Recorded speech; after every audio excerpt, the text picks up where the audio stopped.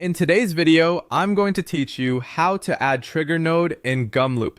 By the end, you'll know exactly how to start a flow automatically the moment a condition is met, whether that's on a schedule, from an event, or from data arriving in your workspace.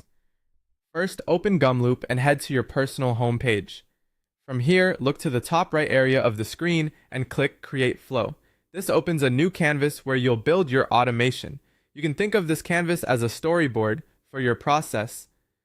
Nodes are the actions, and connections are how data moves from one action to the next.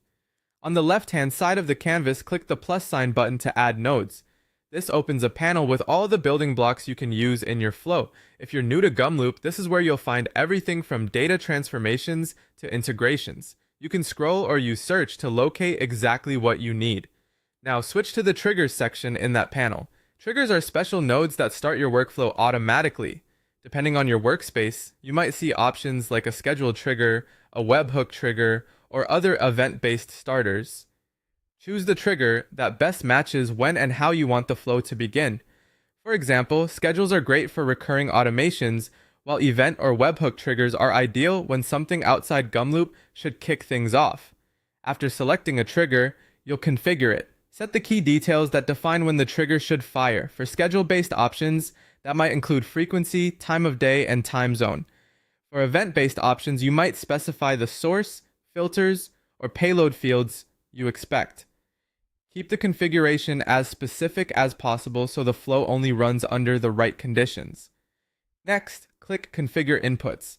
This is where you define what information the trigger provides to the rest of your flow. Map fields, add defaults if needed, and confirm the data types. Getting this right ensures every downstream node receives the exact context it expects, which prevents errors later. With the trigger configured, connect it to the next node on your canvas.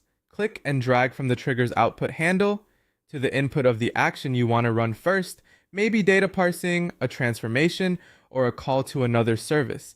If your flow branches, you can connect the trigger to multiple nodes and build logic from there. That's it.